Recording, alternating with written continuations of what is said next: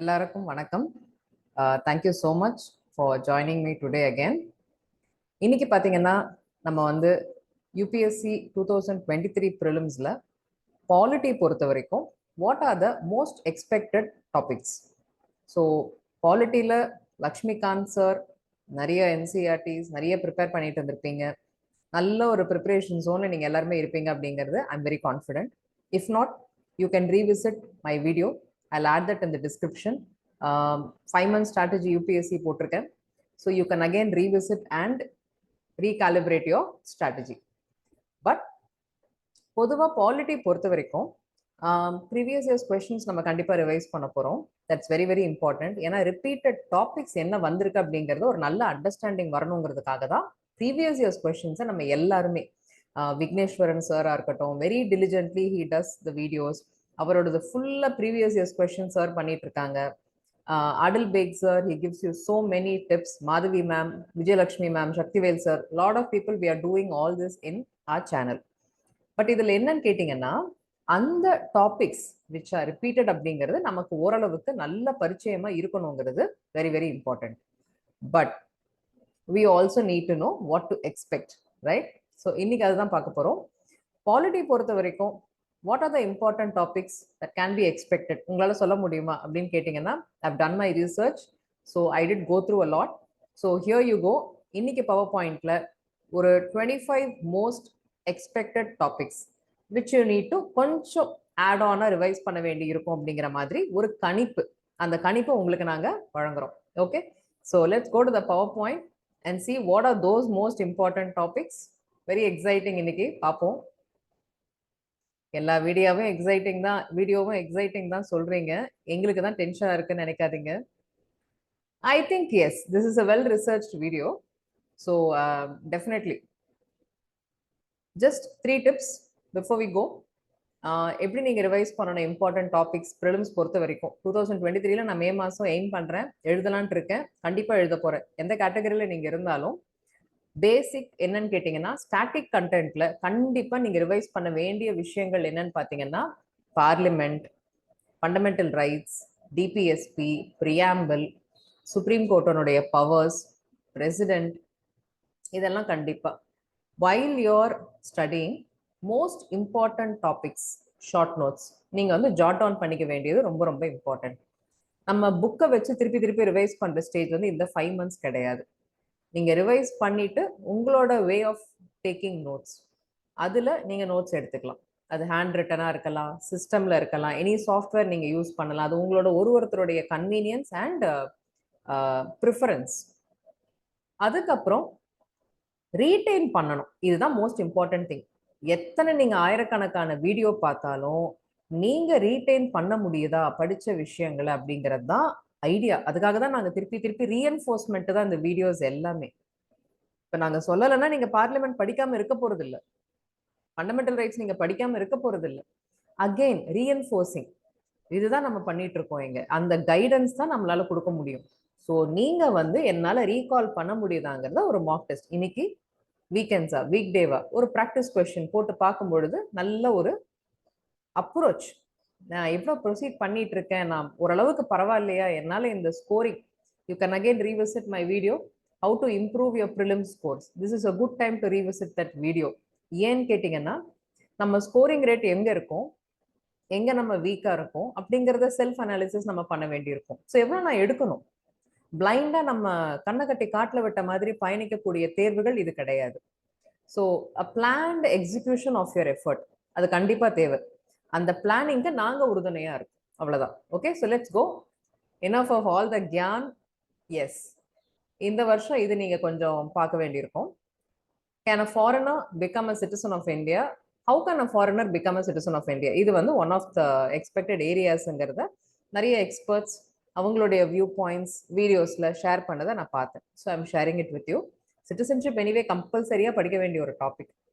So citizenship பொறுத்த வரைக்கும் citizenship amendment act 2019 revise பண்ணிக்கோங்க. என்ஆர்சின்னா என்ன ஓரளவுக்கு ரிவைஸ் பண்ணிக்கோங்க. அதில் இருக்கக்கூடிய முக்கியமான டேட்ஸ், ப்ரொவிஷன்ஸ் ப்ரிலிம்ஸ் பொறுத்த வரைக்கும். அதுக்கப்புறம் கான்ஸ்டிடியூஷன் ப்ரொவிஷன்ஸ் என்ன சிட்டிசன்ஷிப் பொறுத்த வரைக்கும். சிட்டிசன்ஷிப் ஆக்ட் ஆஃப் 1955 எப்படி இந்தியன் சிட்டிசன்ஷிப், இந்தியாவினுடைய குடியுரிமை எப்படி வாங்க முடியும் அப்படிங்கிறத அக்வயரிங் சிட்டிசன்ஷிப்பை கொஞ்சம் பாருங்க அந்த ப்ரொவிஷன்ஸ். அதுல ஸ்பெசிஃபிக்கா ஃபாரினர் எப்படி சிட்டிசன் ஆக முடியும் சில ப்ரொவிஷன்ஸ் கொடுத்துருப்பாங்க, அதை ரிவைஸ் பண்ணிக்கோங்க. Single citizenship in India, person of Indian origin, overseas citizen of India, இந்த கார்ட்ஸுக்கு ரிலேட்டடான டிஃபரன்சஸ் கண்டிப்பா நீங்க தெரிஞ்சுக்கோங்க. Again you can revisit my previous video for this. Citizenship பத்தி ஒரு வீடியோ நான் போட்டிருக்கேன். You can revisit that in our channel itself. So if possible I'll add the description today. So இதுதான் நீங்க எக்ஸ்பெக்ட் பண்ணக்கூடிய முதல் கொஸ்டின். குடியுரிமை சார்ந்த ஒரு கேள்வி, அதுலயும் மேபி ஃபாரினர் எப்படி இந்தியாவினுடைய ஒரு குடிமகன் ஆக முடியும் அப்படிங்கிற அது சார்ந்த கேள்வி வரலாமோ அப்படிங்கிறது முதல் கணிப்பு. எஸ், ஃபண்டமெண்டல் ரைட்ஸ் பொதுவாகவே நீங்க எந்த சென்டர் போறீங்களோ, செல்ஃப் ஸ்டடி பண்றீங்களோ, எல்லாருமே சொல்றது இது இம்பார்ட்டன்ட் அப்படிங்கிறது தான் மெயின்ஸ் பொறுத்த வரைக்கும். ஆனா என்ன நீங்க புரிஞ்சுக்கணும் அப்படின்னா, அந்த 6 ரைட்ஸோட நின்னுடாது. Is right to privacy a fundamental right? Privacy இல்லைன்னு எல்லாருமே கதறிட்டு இருக்கோம் நம்ம இன்னைக்கு இருக்கிற டிஜிட்டல் வேர்ல்டுல. So what is right to privacy? Personal data protection bill, இது ரிலேட்டடா லேட்டஸ்ட் அமெண்ட்மெண்ட் என்ன, பார்லிமெண்ட்ல என்ன ஸ்டேட்டஸ்ல இருக்கு? Candidates should be aware of Puttaswamy judgment. அதுதான் வந்து ரைட் டு பிரைவசி வந்து ஒரு அடிப்படை உரிமை அப்படிங்கிறத எஸ்டாப்ளிஷ் பண்ண ஜட்ஜ்மெண்ட். அது ரிலேட்டடான சில பாயிண்ட்ஸை நீங்க ஞாபகம் வச்சுக்கணும், ஜாட் டவுன் பண்ணிக்கோங்க. Pegasus issue just touch down பண்ணிக்கோங்க. கான்ட்ரவர்ஷியல் எலிமெண்ட் வந்து கொஸ்டின் பேப்பர்ல வராது, பட் டெஃபினெட்லி சிந்திக்கக்கூடிய விஷயங்கள் பெகாசஸ் இஷ்யூல இது ரிலேட்டடா இருந்ததுன்னா அந்த பாயிண்ட்டை பெகாசஸ்னு போட்டு நோட் பண்ணி வச்சுக்கோங்க. That's more important. ஸோ நம்ம இரண்டாவதா எதிர்பார்க்கக்கூடிய ஒரு கேள்வி right to privacy, even right to be forgotten கூட உங்களுக்கு கேட்கலாம். ஓகேவா? ஸோ நம்ம இதுவும் ரிலேட்டட் டு டேட்டா தான். Right to be forgotten, right to be ஃபர்காட்டன்னா உடனே நீங்க உங்களை அந்த இடத்துல வச்சு வேற மாதிரி நீங்க சிந்திக்க வேண்டிய அவசியம் இல்லை. Related to data, personal data which is available everywhere. So அது ரிலேட்டடா ரைட் டு பி ஃபர்காட்டனுங்கிறதும் ஒரு அடிப்படை உரிமை அப்படிங்கிறதுல நம்ம பயணிச்சுட்டு இருக்கக்கூடிய காலகட்டம். அதுவும் நீங்க ரிவைஸ் பண்ணிக்கலாம். இதுதான் புதுசா இருக்கிற ஃபண்டமெண்டல் ரைட்ஸ்னா இதுதான். தேர்ட், லோக்சபா எலெக்ஷன்ஸ் எப்படி நடத்துறாங்க? What are the rules that a candidate must follow in order to contest an election? So முதல் கேள்வி தேர்தல் நடைமுறை. லோக்சபா இப்போ நீங்க அடுத்த வருஷம் 2024ல இந்தியாவில் மக்களவை தேர்தலுக்காக எல்லாருமே ஆயுதமாயிட்டு இருக்கிறாங்க. ஸோ ரெண்டாவது, what are the rules that a candidate மட் ஃபாலோ? ஸோ ஒரு தேர்தலில் நிற்கக்கூடிய வேட்பாளராக இருக்கக்கூடிய ஒருவர், அந்த நபர் என்ன மாதிரியான விதிமுறைகளை பின்பற்றணும் அப்படிங்கிறது ஒன்று அது இருக்கு. அதை நீங்க கொஞ்சம் செக் பண்ணிக்கோங்க. How are political parties registered in India? இதுல மூன்றாவது பகுதியா அரசியல் கட்சிகள் இந்தியாவில் வந்து தேர்தல் ஆணையத்துக்கிட்ட பதிவு செய்யும் முறை. தேசிய கட்சிகள்னா என்ன, மாநில கட்சிகள்னா என்ன, அங்கீகரிக்கப்பட்ட அங்கீகரிக்கப்படாத கட்சிகள்னா என்ன? ஸோ இந்த ரூல்ஸ் வந்து நீங்க ரீவிசிட் பண்ணணும். ஓகே, ஸோ லோக்சபா எலெக்ஷன் வந்து ரொம்ப இம்பார்ட்டன்ட் டாபிக் கேண்டிடேட்ஸ் பொறுத்த வரைக்கும். ஏன் அப்படின்னு கேட்டீங்கன்னா ப்ரிலிம்ஸ்ல definitely very very important. By elections இப்போ வெரி ரீசென்ட்லி பார்த்தீங்கன்னா ஈரோடு கிழக்கு தொகுதி உறுப்பினர் வந்து ஒரு அகால மரணம், ஒரு வருந்தத்தக்கக்கூடிய ஒரு நிகழ்வு தான். First time member of legislative assembly. இப்போ அங்க தமிழ்நாட்டில் ஒரு இடைத்தேர்தல் வருவதற்கான வாய்ப்புகள் கண்டிப்பா இருக்கு. So that's gonna be an interesting scenario. Since we don't have any elections in our state till 2024 வரைக்குமே, so that's going to throw up a lot of competition and so அந்த மாதிரி பை எலெக்ஷன்ஸ் டு லோக்சபா அது வந்து எப்படி என்ன ஏது அந்த நடைமுறைகள். அதே மாதிரி கேண்டிடேட்ஸ் நம்ம ஆஸ்பிரன்ஸ் பொறுத்த வரைக்கும் தேர்தல் ஆணையத்தினுடைய கடமைகள் அட் வேரியஸ் லெவல்ஸ், வேட்பாளர்கள் செய்யக்கூடிய விஷயங்கள், ரெஜிஸ்ட்ரேஷன், இந்த விஷயங்களை நீங்க கண்டிப்பா ரிவைஸ் பண்றது அவசியம். இது பாத்தீங்கன்னா நிறைய பேர் இதை வந்து ஒமிட் பண்றதுக்கு தே மே திங்க். லோக்சபா படிச்சிருப்பீங்க, லோக்சபா செக்ரட்டேரியட், ஸ்பீக்கர், டெப்டி ஸ்பீக்கர்லாம் ஸ்டாண்டர்டா நம்ம எடுத்து குழுக்குன்னு உழுக்குனாலும் உங்களை நீங்க தெரிஞ்சிருக்கக்கூடிய விஷயங்கள். பட் இங்க நீங்க ரெண்டாவது பாருங்க, கேண்டிடேட் ரிலேட்டட் போர்ஷன்ஸ், அதுக்கப்புறம் அரசியல் கட்சிகள். Even if you following Lakshmikanth, political parties later on தான் வரும். ஸ்டாட்டிக் போர்ஷன் தான் ஃபர்ஸ்ட் அவர் ஃபோக்கஸ் பண்ணியிருப்பாரு, and rightfully, absolutely, no doubt about it. But இன்னைக்கு இருக்க காலகட்டத்தில் இதெல்லாமும் நம்ம படிக்கணும், இதெல்லாம் நம்ம தெரிஞ்சு வச்சுக்கணுங்கிறது தான் அவசியம். Okay, this is how static portion becomes dynamic. எப்படி கரண்ட் அஃபேர்ஸ் நடப்பு நிகழ்வுகள் அப்படின்னு சொல்லும் பொழுது எப்படி வந்து உங்க சிலபஸோட பின்னி பிணைஞ்சு பயணிக்குது ஒரு தேர்வுலங்கிறது இந்த ஒரு கணிப்பிலேயே நீங்க பார்க்கலாம். அடுத்ததா நம்ம என்னன்னு பார்க்கலாம். 142 என்னடா இதை காணமே அப்படின்னு தேடிட்டு இருந்திருப்பீங்க. நம்ம மாநிலத்தில் இது ரொம்ப சுவாரஸ்யமான ஒரு பிரிவா நம்ம ஷார்ட்டா நம்ம பார்க்குறோம். பட் பொதுவாகவே ஒரு கரண்ட் அஃபேர்ஸ் எப்படி கேள்வியா மாறலாம் அப்படிங்கிறதுக்கு கிளாசிக் எக்ஸாம்பிள் இந்த வருஷம் நடைபெற்ற இந்த ஒரு தீர்ப்பு, நமக்கு கிடைச்ச ஒரு தீர்ப்பு. அந்த தீர்ப்பை தாண்டி, தீர்ப்புல இருக்கிற பல அம்சங்களை தாண்டி நம்ம உன்னிப்பா பார்க்க வேண்டியது what are the take away. ஒரு ஜட்மெண்ட்ல இருந்து இப்ப எப்படி இப்ப நீங்க ரைட் டு பிரைவசி புட்டசாமி ஜட்மெண்ட்டை பாருங்க அப்படின்னு நம்ம ஸ்லைட்ல போட்டுட்டு நான் பாட்டு போயிட்டேன். அதே மாதிரி பேரழிவாளன் இந்த வழக்கு, Rajiv Gandhi assassination case, former prime minister of இந்தியாவுடைய இந்த வழக்குல பாத்தீங்கன்னா இதை தாண்டி பிரயோகப்படுத்தப்பட்ட ஷரத்து வந்து ஆர்டிகல் 142 கான்ஸ்டியூஷன்லயே தான் இருக்கும். நம்ம பெருசா இந்த ஒரு வழக்கு வந்ததுனால இந்த ஒரு ஷரத்து வந்து பரபரப்பா பேசு பொருளா மாறி இருக்கு. இது கேள்வியா வருமா அப்படின்னா ஒரு கணிப்பு. இந்த வருஷம் இதுதான் நியூஸ், கரண்ட் அஃபேர்ஸ். ஸோ டைரக்டாவே உங்களுடைய ப்ரொவிஷன்ஸை எப்படி அஃபெக்ட் பண்ணுது பாருங்க. ஸோ வாட் இஸ் 142 அப்படின்னு பாத்தீங்கன்னா, you have to enforce the directions and orders of the supreme court. இதுதான் 142. ஓகே. ஸோ சுப்ரீம் கோர்ட் வந்து பொதுவாக இந்த ஆர்டிக்கலை எப்போ யூஸ் பண்ணுவாங்க, இது வரைக்கும் யூஸ் பண்ணியிருக்காங்களா, எப்போ யூஸ் பண்ணுவாங்கன்னு கேட்டிங்கன்னா, முழுமையான நீதி கிடைப்பதற்காக மட்டுமே இந்த ஆர்டிக்கலை சுப்ரீம் கோர்ட் இன்வோக் பண்ணுவாங்க. இதுதான் 142ஓட ஸ்பெஷாலிட்டி. ஓகே. ஸோ இதுதான் நீங்கள் மனசில் வச்சுக்கணும். So you have to revisit 142. அதனுடைய முக்கியத்துவம் என்ன, அதனுடைய 2 கிளாசஸ் என்ன அப்படிங்கிறத நீங்க பார்க்கணும். இது அடுத்ததாக எதிர்பார்க்கப்படக்கூடிய ஒரு கேள்வி. Yes, again very much the syllabus that we all have studied. National human rights commission அதனுடைய ஸ்டேட்டஸ் என்ன, அதனுடைய அதிகாரங்கள் என்ன, அதே மாதிரி national commission for protection of child rights, குழந்தைகள் நலனுக்காக அதை பாதுகாப்பதற்காக இந்தியாவில் ஒரு தேசிய அளவில் ஒரு ஆணையம் இருக்கு. மனித உரிமைகள் ஆணையம் ரொம்ப பிரபலமான ஒரு ஆணையம். ஸோ இது 2 பற்றியும் நீங்கள் கண்டிப்பாக ரிவைஸ் பண்ணணும். ஸோ கேண்டிடேட்ஸ் நம்ம என்ன பார்க்கணும்னு கேட்டிங்கன்னா, ஸ்ட்ரக்சர், இதனுடைய கட்டமைப்பு, அதிகாரங்கள், செயல்பாடுகள், அரசியலமைப்பு சட்டத்தின் கீழே அதனுடைய ஸ்டேட்டஸ் என்ன, is it a constitutional body, is it a statutory body, okay, is it a நான் கான்ஸ்டிடியூஷனல் பாடி, இதை நீங்கள் தெரிஞ்சுக்கணும். அதே மாதிரி சைல்ட் ரைட்ஸ், இந்த ஆணையத்தை பொறுத்த வரைக்கும் ஜென்ரலி இந்த வருஷம் இந்த 2 ஆணையமே நிறைய செய்திகள்ல வந்திருக்கு. அதனால இதை வந்து ஒரு கேள்வி மூலமாக நம்ம வந்து கொஸ்டின் பேப்பர்ல பிரதிபலிக்கலாம் இந்த நடப்பு நிகழ்வு அப்படிங்கிறது தான் நம்மளுடைய கணிப்பு. So national human rights commission, national commission for protection of child rights ரெண்டுமே ரீவிசிட் பண்ணுங்க. ஸ்ட்ரக்சர், கமிஷனுடைய powers, responsibilities and constitutional provisions அது ரிலேட்டடா இதை நீங்க ரிவைஸ் பண்ணிக்கலாம். அடுத்ததா நம்ம என்ன எக்ஸ்பெக்ட் பண்ணலாம்னு பார்க்கலாம். Yes, interstate river water disputes. So இது வந்து இந்தியாவில் வந்து நம்ம தமிழ்நாட்டில இருந்து பார்க்கும் பொழுது பொதுவாகவே நம்ம காவிரி அப்படிங்கிறதோட நம்ம சுருக்கிடுறோம் அந்த இஷ்யூவை. There are many states which have water issues with neighbouring states.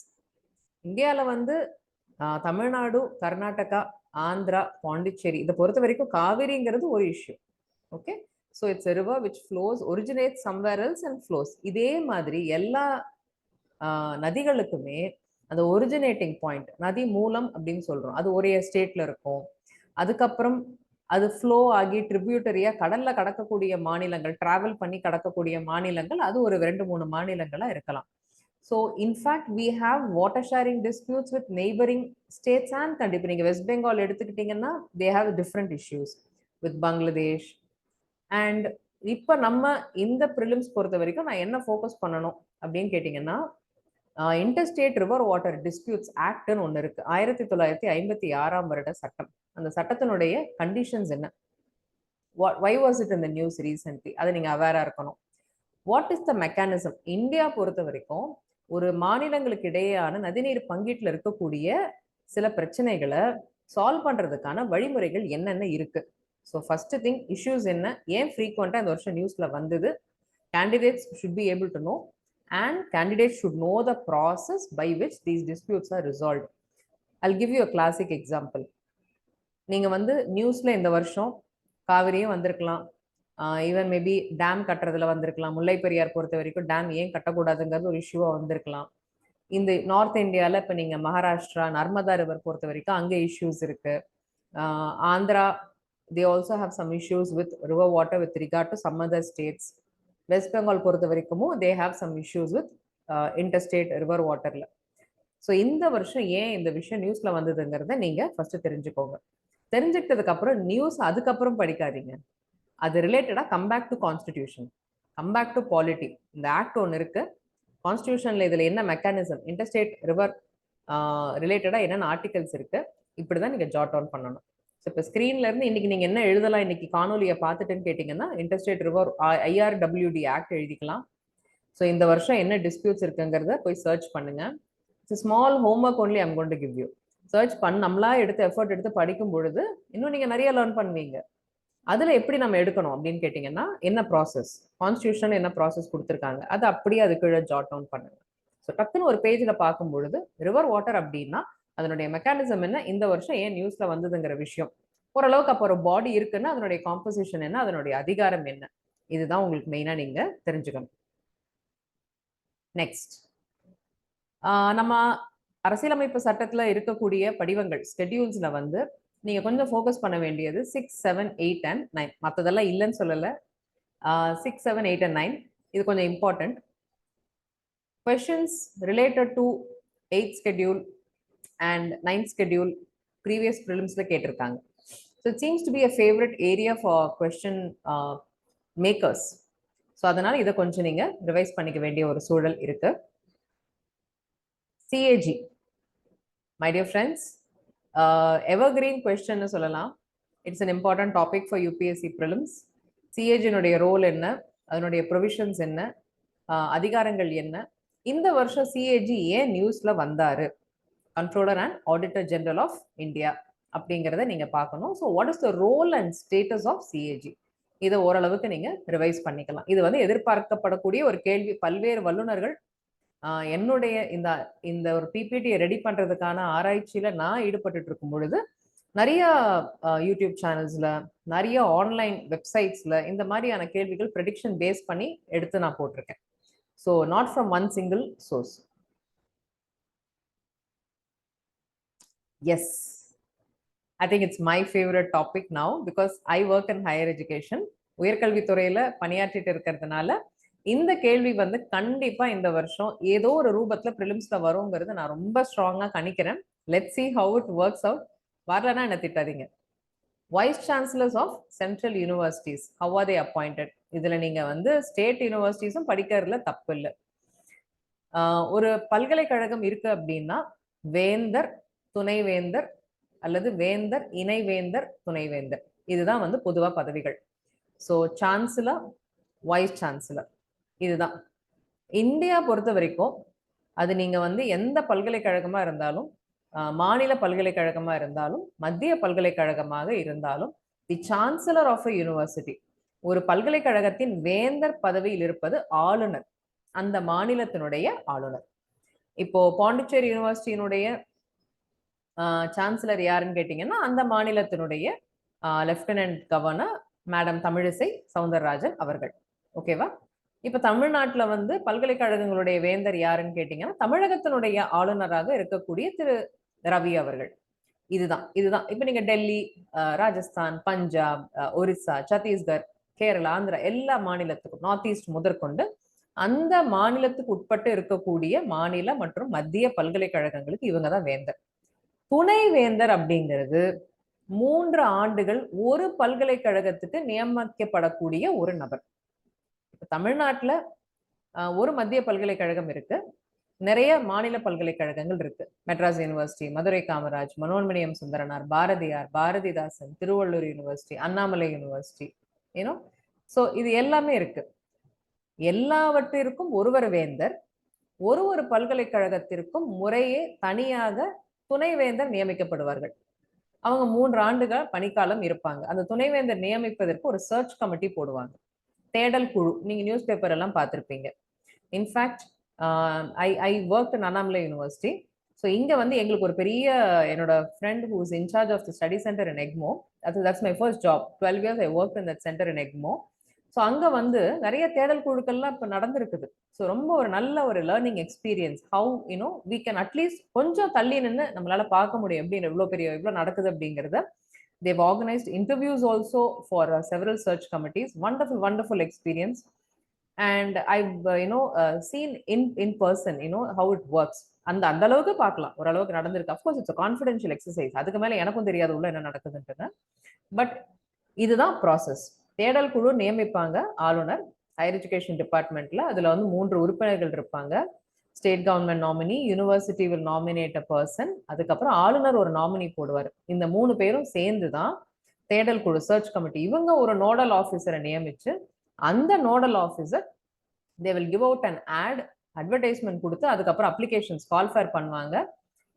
விருப்பமுள்ள அந்த குவாலிஃபிகேஷன்ஸ் எலிஜிபிளா இருக்கும்னு நினைக்கிற அனைத்து கேண்டிடேட்ஸுமே அந்த ஒரு துணைவேந்தர் ஆவதற்கான அப்ளிகேஷன் போடலாம். ஃபார் எக்ஸாம்பிள் லெட்ஸே நாளைக்கு மெட்ராஸ் யூனிவர்சிட்டிக்கு வைஸ் சான்சலர் டேர்ம் முடியும் போது ஒரு 6 மாசத்துக்கு முன்னாடி இந்த குழு அமைச்சு அட்வர்டைஸ்மெண்ட் கொடுப்பாங்க. ஐடியல் சுச்சுவேஷன் ஒரு பதவியுடைய காலம் முடியும் பொழுது அடுத்த நபர் பதவி ஏற்கணும். ஸோ தட் அந்த அட்மினிஸ்ட்ரேஷன் ஒரு தொய்வு இல்லாம நடக்கணும் அப்படிங்கிறது தான், கண்டினியூட்டியோட இருக்கணுங்கிறது தான். இதுதான் ஒரு பல்கலைக்கழகம். இது ஏன் இவ்வளவு எம்பசைஸ் பண்ணி நான் சொல்றேன் அப்படிங்கிறது ஏன்னா நம்ம எல்லாருமே காலேஜ் போயிருப்போம், நம்ம எல்லாருமே டிகிரி முடிச்சிருப்போம், ஒரு கான்வெகேஷன் அட்டன் பண்ணிருப்பீங்க, மினிமம் ஒரு கான்வெகேஷனாவது அட்டன் பண்ணிருப்பீங்க, ஒரு டிகிரி வாங்கியிருப்பீங்க ஒரு பல்கலைக்கழக வாசல் ஏறி. ஓகே, டிஸ்டன்ஸ் எஜுகேஷனாலும் உங்களுக்கு டிகிரி கொடுத்துருப்பாங்க, ஆன்லைன் எஜுகேஷனாலும் நீங்க ஒரு யூனிவர்சிட்டியோட பேரை போட்டு தான் டிகிரி வாங்குறோம். இந்த வருஷம் ரொம்ப 2021 இருக்கட்டும் 22 இருக்கட்டும், we have a lot of news going on in this area. கண்டிப்பா இந்த ப்ராசஸ் பத்தி உங்களுக்கு ஒரு கேள்வி வரலாம். So this has been in the news very frequently. Appointment process நீங்க தெரிஞ்சுக்கோங்க. கிட்டத்தட்ட நானே முழுசா சொல்லிட்டேன். இதுக்கப்புறம் அந்த தேடல் குழு போட்டு அப்ளிகேஷன்ஸ் கால்ஃபேர் பண்ணுவாங்க. எல்லாரும் அப்ளிகேஷன்ஸ் அனுப்புவாங்க. பெருசா இருக்கும், நல்ல ஒரு தீசிஸ் மாதிரி இருக்கும் ஒருத்தரோட அப்ளிகேஷன். ஏன்னா they will all be above 50, 55. அவங்களோட என்டையர் கரியரோட அச்சீவ்மெண்ட்ஸை லிஸ்ட் பண்ணி எழுதி போடுவாங்க. Then they'll be short listed. அந்த ஷார்ட் லிஸ்ட் பண்ணி ஒரு டாப் 10ஐயோ டாப் 15ஐயோ they'll call for interview in person. நேர்ல வருவாங்க. அதுல ஒரு டாப் 3 வந்து கவர்னர் மாளிகைக்கு அனுப்பப்படும். இந்த தேடல் குழு வந்து அனுப்புவாங்க the top most 3 people. Okay, அதுக்கப்புறம் கவர்னர் வேணும்னா அவங்களை இன்டர்வியூ கூப்பிடுறாங்க. இப்போ this is a recent trend we are seeing.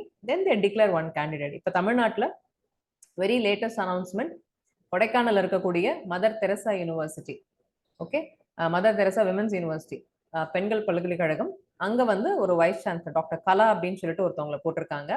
I think she's from Coimbatore. I just read her biography, பிரீஃபா போட்டிருந்தாங்க, பிரீஃப் பயோ ஒன்று. ஸோ இது நியமனம். இது ஆளுநர் மாளிகையில் ஆளுநரை சந்திச்சு அந்த ஆர்டரை வந்து வாங்குவாங்க. இதுதான் procedure. Definitely you have to look at this. You may get a question in this. இது ஒரு கணிப்பு. Yes, what is section 144 of criminal procedure code? இது வந்து நியூஸ்ல ரீசெண்டா இருந்தது. என்ன இந்த 144 செக்ஷன் அப்படிங்கிறது கொஞ்சம் பிரீஃபா நான் பார்த்துக்கலாம். இது நீங்க எக்ஸ்பெக்ட் பண்ணக்கூடிய ஒரு கேள்வி. இதுல என்னன்னு பாத்தீங்கன்னா, it gives powers to a district magistrate, okay, a subdivisional magistrate or any other magistrate to issue orders in order to prevent cases of nuisance or danger. Okay, இதுதான் செக்ஷன் 144. ஒரு பொது சொத்துக்கோ ஒரு ஒரு ஆபத்தான சூழல், பாதுகாப்பற்ற சூழல் ஏற்படும் பொழுது செக்ஷன் 144 இஷ்யூ பண்ணக்கூடிய ஒரு ப்ரொவிஷன், ஒரு அதிகாரத்தை வந்து ஒரு மாவட்டத்தினுடைய டிஸ்ட்ரிக்ட் மேஜிஸ்ட்ரேட்டுக்கு அளிக்கக்கூடிய ஒரு செக்ஷன், ஒரு பிரிவு தான் இந்த section 144 of code of criminal procedure. இது வந்து ரீசெண்டா செய்தியில இருந்தது. என்னங்கிறத பாருங்க, பார்த்துட்டு you revisit the section and understand the important provisions. Next, yes, again கொஞ்சம் நம்ம செக்ஷன்ஸா ரிலேட்டடா வந்துட்டு இருக்கோம். நம்ம ஆர்டிகல்ஸ் வரும். 72 and 161 ஆஃப் கான்ஸ்டிடியூஷன். ஏன் இது நியூஸ்ல இருந்தது அப்படின்னு கேட்டீங்கன்னா, பேரறிவாளனுடைய பிளீ சுப்ரீம் கோர்ட்ல இருக்கும் பொழுது இந்த 2 ஷரத்துகளுமே வந்து நியூஸ்ல இருந்தது. ஆர்டிகல் 161 வந்து கவர்னர் ரிலேட்டடா இருக்கும். ஆர்டிகல் 72 வந்து ஜனாதிபதி அவர்களுடைய அதிகார எல்லைக்கு உட்பட்டு வருது. இது ரெண்டுமே பாத்தீங்கன்னா to grant pardon, reprieve, reduction of punishment, தண்டனை குறைக்கிறது, பொது மன்னிப்பு வழங்கக்கூடிய விஷயங்கள், தண்டனை தன்மையை மாற்றுவது, தண்டனை காலத்தை மாற்றுறது, இந்த மாதிரியான ஒரு அதிகார எல்லைக்கு உட்பட்டு தான் இந்த 2 ஷரத்துகள். இதையும் நீங்க ரீவிசிட் பண்ணணும். டீலிமிட்டேஷன் கமிஷன், மறுவரையறை ஆணையம், ரொம்ப ரொம்ப முக்கியம். ஜம்மு காஷ்மீர்ல வெரி ரீசென்ட்லி இந்த ஆணையம் வந்து நியூஸ்ல இருந்தது. ஒரு தொகுதிகள் மறுவரையறை செய்வதும் வரையறை செய்வதும் இந்த ஆணையத்தின் மூலமாக தான். இந்த ஆணையம் வந்து நம்ம கான்ஸ்டியூஷன்லேயே வந்து கொடுத்துருக்காங்க. ஸோ த டீலிமிட்டேஷன் கமிஷனுடைய ஜாப் வந்து இப்போ சென்னை தொகுதி எது, சென்னையில் 3 MP தொகுதி இருக்கு, Chennai central, Chennai north, Chennai south. பெரிய மாநகரங்கள் மதுரை, சேலம், கோயம்புத்தூர், சென்னை, இங்கெல்லாம் பார்த்தீங்கன்னா ஒரு MP தொகுதி இருக்காது, 2 அல்லது 3 இருக்கும். ஏன் எப்படி பிரிக்கிறாங்கன்னா இந்த வரையறை செய்யறது தான். ஸோ இத்தனை லட்சம் வாக்காளர்களுக்கு ஒரு தொகுதி அப்படிங்கிற ஒரு சதவிகித கணக்குப்படி பிரிக்கும் பொழுது தொகுதிகள் மறுவரையறை செய்யப்படுது. Jammu Kashmir recently was in the news in 2019. Article 370 revoke பண்ணதுக்கு அப்புறம் ஜம்மு ஒரு காஷ்மீரோடைய அந்த டீலிமிட்டேஷன் ரிப்போர்ட் மறுவரையறை செஞ்சாதான் நீங்க தேர்தல் நடத்த முடியும் அப்படிங்கிறதுனால வெரி மச் இந்த நியூஸ். இந்த டாபிக் வந்து ஆல்ரெடி கேட்டிருக்காங்க யூபிஎஸ்சியில், பட் இந்த வருஷம் இது ரிலேட்டடா நம்ம எதிர்பார்க்கலாம். Next Article 80 and 355 which was in the news recently. Article 80 na enna? First, composition of Council of States. Council of States na மாநிலங்களவை, ராஜ்ய சபா அப்படிங்கிறது தான் Council of States ன்னு சொல்றோம். ஸோ இது வந்து கவுன்சில் ஆஃப் ஸ்டேட்ஸ்ல எவ்வளவு உறுப்பினர்கள் இருக்கணும் கொள்ளணுங்கிறத சொல்லக்கூடிய ஒரு ஷரத்து தான் ஆர்டிகல் 80. 355 என்ன அப்போ அப்படின்னு கேட்டீங்கன்னா எமர்ஜென்சி ப்ரொவிஷன்ல வரக்கூடிய ஒரு ப்ரொவிஷன் தான் 355. 356 எல்லாருக்குமே தெரிஞ்சிருக்கும். 352வும் நீங்க எல்லாருமே பரிச்சயமா தான் இருப்பீங்க. பட் 355 என்னன்னு கேட்டீங்கன்னா இதுவும் it was in the news recently.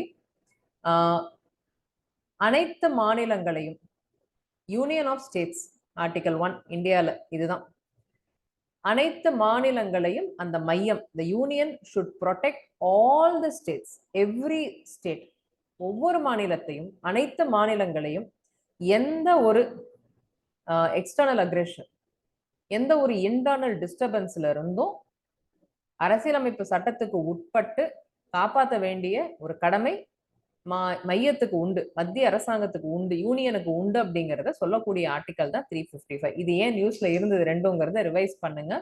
then you revise the provisions. yes, member of parliament local area development scheme. so இது வந்து recently it was in the news again. இந்த ஸ்கீம் வந்து நம்ம எக்ஸ்பிளைன் பண்றோம். ஏப்ரல் 2020ல சஸ்பெண்ட் பண்ணாங்க. April 2020ல என்ன விசேஷம்? Lockdown, national lockdown, first lockdown. So Covid pandemic ஆரம்பிச்ச போது நம்ம லாக்டவுன்ல போன அந்த காலகட்டம், அப்ப அந்த ஸ்கீமை வந்து சஸ்பெண்ட் பண்ணாங்க. திருப்பி 2021ல ரெஸ்டோர் பண்ணிட்டாங்க. ஒரு மக்களவை உறுப்பினர், ஒரு எம்பிக்கு பாத்தீங்கன்னா அவருடைய தொகுதியில வளர்ச்சி திட்டங்களை செயல்படுத்துவதற்கு ஒரு ஸ்கீம், அந்த ஸ்கீமுக்கு ஒரு பணம் ஒதுக்கிடுவாங்க. அவங்க டிஸ்ட்ரிக்ட் கலெக்டரோட சேர்ந்து அவரே பிரத்யேகமா அவர் வந்து பல்வேறு திட்டங்களுக்காக அந்த நிதியை வந்து ஒதுக்கிடலாம். இதுதான் எம்பிஎல்ஏடி ஸ்கீம். இதே மாதிரி ஒவ்வொரு மாநிலத்திலையும் மெம்பர் ஆஃப் லெஜிஸ்லேட்டிவ் அசம்பிளி எம்எல்ஏக்களுக்கும் இந்த மாதிரி ஒரு ஸ்கீம் இருக்கு, ஒரு குறிப்பிட்ட தொகை ஒதுக்கப்படும். 2021 ப்ரிலிம்ஸ்ல வந்து இது ரிலேட்டடா ஒரு கொஸ்டின் வந்திருந்தது. So better to study and revise about both these schemes and their provisions. இதுல எவ்வளவு பணம் ஒதுக்கிடுவாங்க, எவ்வளவு நிதி இருக்கு, என்னென்ன திட்டங்களுக்கு அலோகேட் பண்ணலாம், இது போன்ற விஷயங்களை ரீசெண்டா இது நியூஸ்ல வந்திருந்ததாங்கிறதையும் ரிவைஸ் பண்ணிக்கிறதுல தப்பு இல்லை. 356 when is article 356 imposed? எப்பொழுது இந்த 356ங்கிற ஷரத்து வந்து செயல்படுத்தப்படும் அப்படிங்கிறது தான் கேள்வி. ஸ்டேட் எமர்ஜென்சி, ஜனாதிபதி ஆட்சின்னு சொல்லக்கூடிய ஒரு வகையான ஒரு அவசர நிலை பிரகடனம் ஒரு மாநிலத்துல செய்யணுங்கிற பொழுது இந்த ப்ரொவிஷனை யூஸ் பண்றோம்.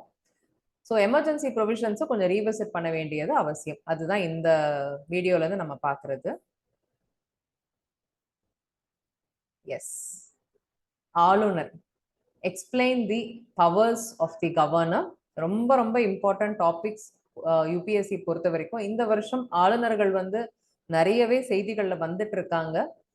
due to opposition rule states and due to friction in center state relations between some states and the center.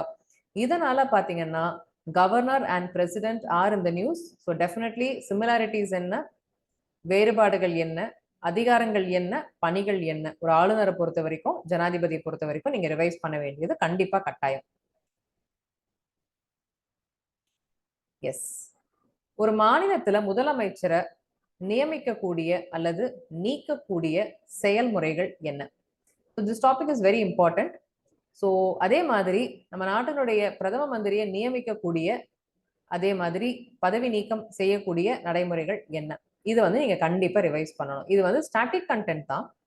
இந்த வருஷம் நியூஸ்ல வந்தது வரல அப்படிங்கிறத தாண்டி நிறைய மாநிலங்கள்ல மாற்றங்கள் ஏற்பட்டிருக்கு அவங்களுடைய கவர்மெண்ட்ல, ஆட்சிகள்ல. So Maharashtra is a classic case. Maybe you can take Karnataka a couple of years back. Pondicherry state we saw president's rule and then election and then another government. So அதுல வந்து என்ன மாதிரியான நடைமுறைகள் ஃபாலோ பண்றாங்க அப்படிங்கறத கொஞ்சம் நுணுக்கமா பார்க்கணும். அதை நீங்க ரிவைஸ் பண்ணி வச்சுக்கணும். That's very very important. Yes. Data. A question related to this definitely is in your prelims. நீங்க expect பண்ணலாம். Question is, can central government of India share Aadhar card data with any other entity? Aadhaar டீடைல்ஸை வந்து இன்னொரு ஒரு பிரைவேட்டோ public என்டிட்டியோ organisation கிட்ட share பண்ண முடியுமா? அதுக்கு மத்திய அரசாங்கத்துக்கு உரிமை இருக்கா? இதுதான் question. This has been in the news recently. Aadhaar related questions வந்திருக்கு. இதெல்லாம் இப்படிதான் நீங்க ரிப்பீட்டட் டாபிக்ஸை கண்டுபிடிக்கணும். பட் ரிப்பீட்டட் டாபிக்ஸ் கண்டுபிடிச்சாலும் என்ன வரும், எப்படி நம்ம அப்ரோச் பண்ணணுங்கிறது தான் இன்னைக்கு நம்ம எக்ஸ்பிளைன் பண்றோம். So why it was in the news recently, அதை ஃபர்ஸ்ட் பாருங்க. பார்த்துட்டு you figure out how to capture this particular detail. So data related question, data protection bill, Aadhar card, right to privacy, right to forgotten. இதுதான் mind mapping நீங்க போடும்போது ஒரே NOTA தான் நீங்க எழுதணும். So this is a question you should revise very well. Is the preamble a part of the Indian Constitution? My God, ஒரு evergreen questionனா இதுதான். So எத்தனையோ ஆண்டுகள் இது வந்து வந்துருச்சு. இந்த வருஷம் இது ஆக்சுவலி ஒரு இது important development. I am not going to share the development. அதை நீங்க கண்டிப்பா சர்ச் பண்ணணும். That's the home work for you. There was a lot of ruckus இந்த ராஜ்யசபா. ஏன்னா பிரியாம்பிள், நம்ம அரசியலமைப்பு சட்டத்தினுடைய முகப்புரை, November 26 வந்து இந்தியன் கான்ஸ்டிடியூஷனல் டே நம்ம செலிப்ரேட் பண்றோம். அந்த டே செலிப்ரேட் பண்ணும்பொழுது முகப்புரையை நம்ம எல்லாருமே வாசிக்கிறோம். அதே மாதிரி Jan 26 இப்ப வரப்போது நம்மளுடைய குடியரசு தினம். குடியரசு தினத்தை வந்து இதை பேஸ் பண்ணி, கான்ஸ்டிடியூஷன் அடாப்ட் பண்ணது பேஸ் பண்ணி தான் நம்ம செலிப்ரேட் பண்றோம். ராஜ்யசபால ஒரு மசோதா தாக்கல் செய்யறாங்க. நம்ம நாட்டினுடைய பிரியாம்பிள் முகப்புரையில சில மாற்றங்கள் சேஞ்ச் பண்ணணும், அமெண்ட் பண்ணணும்னு சொல்லிட்டு இன்ட்ரடியூஸ் பண்றாங்க. there was a lot of commotion அன்னைக்கு மாநிலங்களவையில. இது ரிலேட்டடா, பிரியாம்பிள் ரிலேட்டடான case laws aspects, whether it is a part of constitution, அது ரிலேட்டடான கேஸ் லாஸை ரிவைஸ் பண்ணிக்க வேண்டியது நமக்கு it's better. Yes, again standard question தான் இது. நீங்க ஆல்ரெடி படிச்சிருப்பீங்க நிறைய பேர். ஒரு ரெப்படேஷனா இருந்தாலும் பரவாயில்ல, ஜஸ்ட் நீங்க அதை இந்த ஸ்லைடை ஃபிளிப் த்ரூ பண்ணிருங்க. ஃப்ரெஷ்ஷா ப்ரிப்பேர் பண்றவங்க, ஃபர்ஸ்ட் டைம் எழுத போறோம் இல்ல ஜஸ்ட் செகண்ட் டைம் எழுத போறவங்க கண்டிப்பா நீங்க ஸ்லைட்ல ஒரு 2 minutes பார்க்கலாம். லோக்சபா ராஜ்யசபா பொறுத்த வரைக்கும் எவர்கிரீன் டாபிக் தான். பவர்ஸ், கேண்டிடேட்டோட எலிஜிபிலிட்டிலாம் யாரும் உங்களை கேட்க மாட்டாங்க. அது வந்து ரொம்ப ரொம்ப ரேர். யூபிஎஸ்சி லெவல்ல கேட்கறது ரேர். மேபி ஒரு ஸ்கூல் ஸ்டூடெண்டா இருந்தீங்கன்னா என்சிஆர்டில உங்களுக்கு கேட்கலாம் in your 11th or 12th standard. But அதிகாரங்கள், ஃபங்க்ஷன்ஸ், லோக்சபால ஒரு செயலகம் இருக்கு, ராஜ்யசபால ஒரு செயலகம் இருக்கு, என்னென்ன கமிட்டிஸ் இருக்கு, என்னென்ன பணிகள் செய்யறாங்க, what are the difference between Lok Sabha and Rajya Sabha, இதுல நல்ல கிளாரிட்டி வேணும். இதுதான் ஸ்கிப் பண்ணுவோம், இதுதான் நீங்க படிக்கணும். இதுல இருந்து கேள்விகள் வருவதற்கு நிறைய வாய்ப்புகள் இருக்கு. பில்ஸ் பொறுத்த வரைக்கும் எங்க மணி பில்ஸ்னா என்ன, எங்க இன்ட்ரோடியூஸ் பண்ணுவாங்க, இந்த மாதிரியான விஷயங்கள் தான் நீங்க ஃபோக்கஸ் பண்ணி படிக்கணும். So definitely functions and powers of Lok Sabha and Rajya Sabha நீங்க படிக்கணும். ஓ S, anti-defection law, this was in the news recently. Okay, I think India is at a very crucial time. இந்த சட்டத்தை வந்து ரீவிசிட் பண்ணுவாங்கன்னு நினைக்கிறேன். But I don't know if it's going to be after the election. Recently the vice president of India அவர் என்ன சொன்னார் அப்படின்னு கேட்டீங்கன்னா, இந்த சட்டத்துல இந்த கட்சித்தாவல் தடை சட்டத்துல பாத்தீங்கன்னா நிறைய ஒரு ஓட்டைகள் இருக்கு. அதை வந்து நம்ம வந்து சீர்திருத்தங்கள் மூலமா அந்த சட்டத்தை நம்ம வந்து சரி செய்யணும் அப்படிங்கறத ஒரு கருத்தை வந்து ஒரு துணை ஜனாதிபதி அவர்கள் வந்து முன்வைக்கிறார் அப்படின்னா அந்த கான்வர்சேஷன்ஸ் அரசாங்கத்துல எந்த அளவுக்கு இருந்திருக்கும். இந்த மாதிரி ஒரு முக்கியமான நபர் அரசாங்க பொறுப்புல இருக்கக்கூடிய ஒரு நபர் வந்து சொல்றாருங்கிறத வச்சுதான் நம்ம புரிஞ்சுக்கணும். யார் பேசுறா, எப்ப பேசுறா, எங்க பேசுறான்னு ஒரு விஷயம் இருக்கு. ஸோ அதனால டெஃபினெட்லி எந்த ஒகேஷன்ல அவர் பேசினாரு அப்படிங்கறத நோட் பண்ணிக்கோங்க. Did he talk about during any function? அதை ஃபர்ஸ்ட் நோட் பண்ணிக்கோங்க. தென் what are the loopholes in anti-defection law? இந்த current anti-defection lawல என்னெல்லாம் loopholes இருக்குங்கிறத நம்ம ரிவைஸ் பண்ணிக்கிறது நல்லது. So definitely this is a good topic to study and learn. இது UPSC மெயின்ஸுக்குமே உங்களுக்கு ஹெல்ப் பண்ணும். Yes, basic structure of Kesavananda Bharati case. So what is basic structure? So இது ரிலேட்டடா கொஸ்டின் வந்து டெஃபினெட்லி ஒரு off and repeated topic. Questions மட்டும்தான் repeat ஆகாது, டாபிக்ஸ் ரிப்பீட் ஆக தான் செய்யும். இந்த டாபிக்ஸை நல்லா படிச்சுக்கிட்டீங்கன்னா என்ன மாதிரி கேள்வி வந்தாலும் நம்மளால அட்லீஸ்ட் லாஜிக்கல் கெஸ்ஸிங் பண்ண முடியும். இல்லை 50-50 எலிமினேஷன் நல்லா கான்ஃபிடென்ட்டா இருந்தீங்கன்னா 50-50 எலிமினேஷன் உங்களால பண்ண முடியும். ஸோ டாபிக்ஸ் ரிவைஸ் பண்ண வேண்டியது, கண்டென்ட்டை படிக்க வேண்டியது நம்மளோட கடமை. ஸோ பேசிக் ஸ்ட்ரக்சர்னா என்ன, கேசவானந்தி பாரதி கேஸ்னா என்ன அப்படிங்கிறத கொஞ்சம் ரிலேட்டடா அப்டேட் பண்ணிக்கோங்க. அதுக்கப்புறம் என்னெல்லாம் ஆட் ஆச்சு பேசிக் ஸ்ட்ரக்சர்ல அப்படிங்கறத ரீசெண்ட் டெவலப்மெண்ட்ஸை ரிவைஸ் பண்ணிக்கோங்க. So this is also very very important. Federal features almost நம்ம என்ன பண்றோம்னா ரீசெண்ட் இவெண்ட்ஸ்ல ஸ்டார்ட் பண்ணிட்டு இப்போ நம்ம ஆக்சுவலி ஸ்டாட்டிக் போற மாதிரி இருக்குது. It's like a cycle. ஃபெடரலிசம்னா என்ன, what are the salient features of Indian constitution, இது standard question. So thorough knowledge வந்து இந்த இப்போ நீங்க ரீசெண்டா பாக்குற லாஸ்ட் 2 ஸ்லைட்ஸ்ல தரவ் நாலேஜ் உங்களுக்கு இருக்கணும். இது வந்து ரொம்ப ரொம்ப இம்பார்ட்டன்ட். இதுல நோ ஸ்கோப் ஃபார் எஸ்கேப்பிங். இதெல்லாம் ஸ்கிப் பண்ணக்கூடிய போர்ஷன்ஸே இல்லை. நல்லா நீங்க சூப்பரா அழகா ப்ரிப்பேர் பண்ணிட்டு வரணும். ஸோ ஃபெடரலிசம் கூட்டாட்சி முறைனா என்ன, இந்தியா அரசியலமைப்பு சட்டத்தினுடைய சாராம்சங்கள் என்னங்கிறத நீங்க பாருங்க. Fundamental rights, fundamental duties of India ரொம்ப சின்ன போர்ஷன். ஆனா யூபிஎஸ்சியில பாத்தீங்கன்னா ரொம்ப டிஃப்ரெண்டா கிரியேட்டிவா கொஸ்டின்ஸ் வந்து கேட்டுட்டு இருக்காங்க இந்த செக்ஷன்ல இருந்து. ஸோ கேண்டிடேட்ஸ் வந்து இதுதான் நம்ம படிச்சோமா, உண்மையிலே இதான் ஃபண்டமெண்டல் ரைட்ஸா, இந்த மாதிரி கேள்விலாம் வருதுன்னு ஆச்சரியப்படக்கூடிய கேள்விகள்லாம் ப்ரீவியஸ் இயர்ஸ்ல கேட்டிருக்காங்க. We will be revising previous years questions from 2022. I'll be starting that one question bank a week will revise. அப்ப கண்டிப்பா I'll bring this up. So ரொம்ப யூனிக்கா அந்த போர்ஷன்ல இருந்து கொஸ்டின் எடுக்க முடியுது யூபிஎஸ்சினால, கொஸ்டின் செட்டர்ஸ்னால. ஸோ டெஃபினட்டா நீங்க நம்ம என்ன பண்ண போறோம் அப்படின்னு கேட்டீங்கன்னா in depth understanding of fundamental duties, in-depth understanding of fundamental rights. So therefore இதை நீங்க அவாய்ட் பண்ணவே முடியாது. கூடவே டிபிஎஸ்பியை எடுத்துக்கோங்க. கம்பேர் பண்ணி ஸ்டடி பண்ண வேண்டியது உங்களுடைய தலையாய கடமை. அவ்வளவுதான் என்னால சொல்ல முடியும். Okay, yes, supreme court powers. இதுல நீங்க என்ன ஃபோக்கஸ் பண்ணணும்னு கேட்டீங்கன்னா ஜுடிஷியல் ரிவ்யூ. இப்போ கொலிஜியம் சிஸ்டம் வந்து definitely is been in the news. Appointment of judges, collegium சிஸ்டம்னா என்ன, என்ஜிஏசி இந்த act, constitutional bench, appellate jurisdiction, original jurisdiction, இது எல்லாமே நோட் பண்ணி வச்சுக்கிட்டு நீங்க வந்து நோட்ஸ் எடுத்துக்கோங்க. இது very very important. Definitely you will have questions in this area. So S friends, இன்னைக்கு நம்ம டிஸ்கஸ் பண்ணியிருக்கிறது பார்த்தீங்கன்னா ரொம்ப சுருக்கமா ஷார்ட் அண்ட் ஸ்வீட்டா the most expected topics in polity இதுதான் நம்ம ரிவைஸ் பண்ணியிருக்கோம்.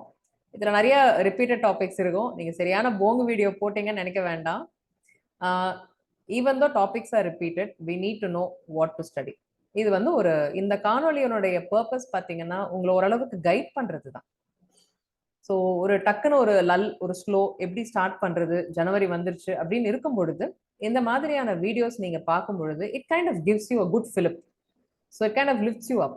அந்த ஒரு மோட்டிவேஷன் தான். அகெயின் ரீஎன்ஃபோர்ஸ்மெண்ட் தான், வேற ஒண்ணுமே இல்லை. That's what all faculty here we are trying to do. Polity பொறுத்த மட்டிலும் ஐ ஹோப் இந்த காணொலி உங்களுக்கு கண்டிப்பா ஹெல்ப் பண்ணியிருக்கும்னு நினைக்கிறேன். Some of the topics you can revisit all our videos which are available in the channel to understand the topic better.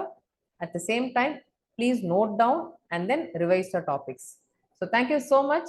Let's see என்னுடைய கணிப்புல எத்தனை கேள்விகள் வருதுன்னு பார்ப்போம். So after May 28th we'll get to know. So thank you so much for joining me today. See you in another video. Have a great day.